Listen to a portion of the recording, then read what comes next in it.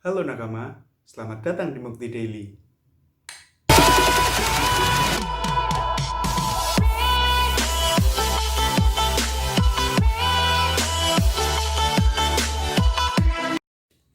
Buat kamu yang baru pertama kali datang ke channel ini, saya ucapkan selamat datang. Jadi channel ini akan membahas beberapa hal mengenai matematika atau hal-hal unik lainnya. Kalau kalian punya ide atau sesuatu, bisa tulis di kolom komentar ya. Pertemuan hari ini, saya pengen bahas sesuatu mengenai limit. Lebih tepatnya adalah limit trigonometri. Loh Pak, emang limit ada berapa jenis? Terus bedanya apa? Jadi limit itu diantaranya ada nanti limit trigonometri dan yang sudah kalian pelajari sebelumnya, yaitu limit fungsi aljabar. Itu udah kalian pelajari di kelas 11. Nah, di sini kita nanti akan fokus untuk membahas mengenai limit fungsi trigonometri. Bedanya apa? Bedanya kita nanti akan menggunakan rumus-rumus trigonometri, sin, cos, tangen, dan sebagainya, dan sebagainya. Tapi pada prinsipnya, cara-cara yang digunakan untuk menyelesaikan limit fungsi aljabar sama dengan cara-cara yang digunakan untuk menyelesaikan limit fungsi trigonometri. Nah, sebelum kita masuk pembahasan lebih lanjut, saya perlu ingatkan bahwa teman-teman harus ingat lagi mengenai trigonometri, termasuk sudut-sudut istimewa, lalu rumus-rumus persamaan trigonometri seperti sin 2A, sin setengah A, sin A tambah A, dan sebagainya, dan sebagainya. Itu nanti coba diingat-ingat lagi, dibuka lagi catatannya, karena itu akan sering digunakan. Jangan dilupain kayak mantan.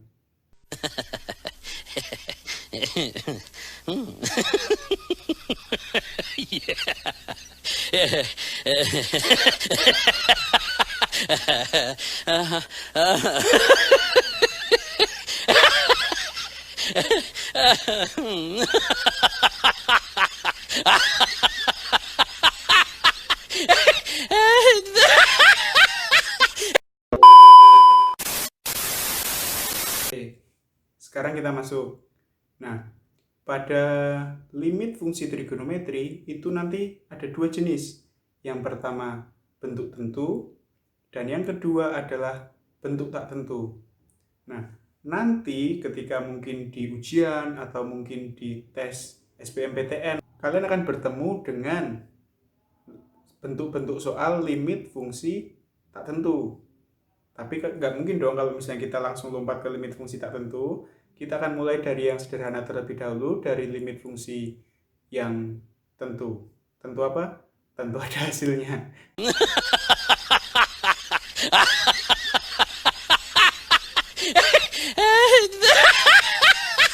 Enggak. Nah, yang dimaksud dengan limit fungsi tentu adalah ketika kita masukkan nilai pendekatan limitnya, kita akan mendapatkan nilai tertentu. Tidak ketemu dengan bentuk yang tak tentu, 0 per 0, tidak seperti itu. Kita akan menemukan suatu nilai. Nah, untuk lebih jelasnya, kita akan mulai ke sini. Nah, seperti yang sudah saya sampaikan sebelumnya, ketika kita bertemu dengan limit fungsi yang tentu,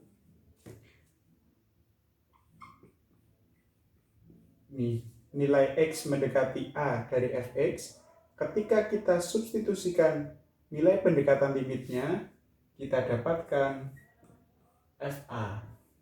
Nah, seperti itu. Contohnya gimana? Contohnya, saya punya limit X mendekati pi per 6. Nah, jadi ketika kita bicara trigonometri, sudutnya dinyatakan dalam radian. Limit X mendekati pi per 6 dari cos 2X. Nah, ini akan mendekati siapa? Nah, kita coba substitusikan. Langkah pertamanya kita coba substitusikan. Nah, kita coba masukkan nilai pi per 6 di sini. Ini adalah cos 2 kali pi per 6, sehingga kita peroleh cos pi per 3. Berapa cos pi per 3? Pi per 3? 180 bagi 3, 60. Nah, iya benar. Cos 60. Cos 60 itu sama dengan setengah. Nah, inilah nilai pendekatan limit pi per 6 dari cos 2x. Oke, contoh yang lain. Ini saya hapus.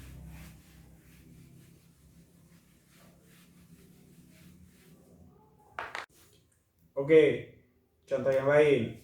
Saya punya limit x mendekati pi per 4 dari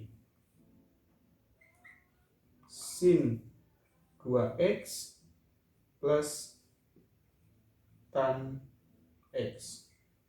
Waduh, bisa nggak nih? Kira-kira tertentu nggak ya limitnya? Jangan berburuk sangka dulu. Kita coba dulu substitusikan. Kita coba. Ini akan sama dengan sin 2.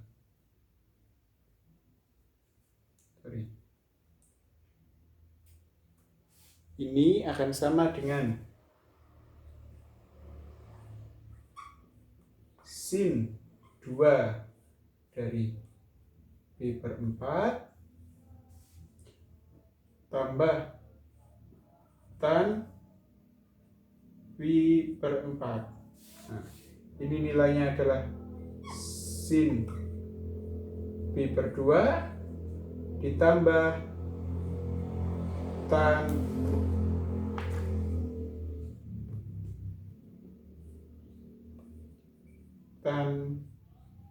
pi per 4.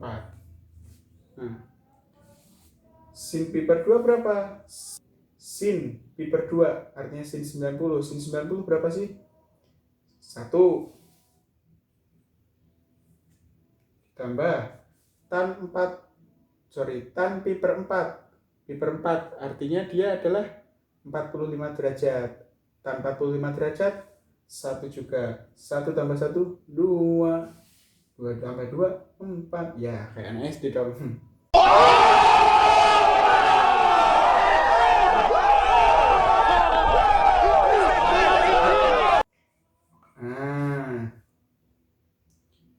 Gampang ya? Gampang ya. Ini masih gampang, tapi ya soal di ujian tidak akan semenarik ini sih kira-kira. Nanti kita kasih yang lebih menarik lagi. Contoh yang lain. Saya punya limit x mendekati 0 dari 4 cos x plus 2 per 5 tambah cos 3x. Nah, dari bentuknya kayak gini, kayaknya rumit ya. Udah mulai ada perperannya nih, udah mulai bentuk pecahan. Tapi seperti yang sudah saya sampaikan tadi, jangan berburuk sangka dulu. Kita coba masukkan. Yuk. Oke. Ketika kita masukkan pendekatan limitnya, kita peroleh 4 cos 0 derajat ditambah 2 per 5 tambah cos 3 kali 0 derajat. Oke, berikutnya 4 kali cos 0. Cos 0 itu nilainya 1, jadi 4 kali 1 tambah 2. Oke, berikutnya per 5 tambah cos 3 kali 0. Tetap cos 0 itu nilainya 1. Sehingga dari sini kita peroleh 4 kali 1 tambah 2, 6 per 6. Nilainya 1. Nah, kira-kira itu tadi mengenai limit fungsi trigonometri bentuk tentu. Tapi masih ada bentuk-bentuk yang lain. Tapi tenang, kita akan coba bentuk-bentuk yang lain di pertemuan-pertemuan berikutnya. Jadi sebelum kita berpisah, saya mau ingatkan lagi yang belum tekan tombol subscribe, silahkan tekan sekarang. Jangan lupa komen-komen di bawah, kalau ada pertanyaan bisa di drop di bawah. Selain itu juga kalian boleh tanya apa aja, kemungkinan saya akan bisa bahas di pertemuan berikutnya. Oke, jangan lupa belajar, tetap semangat walaupun di rumah aja. Oke, bye.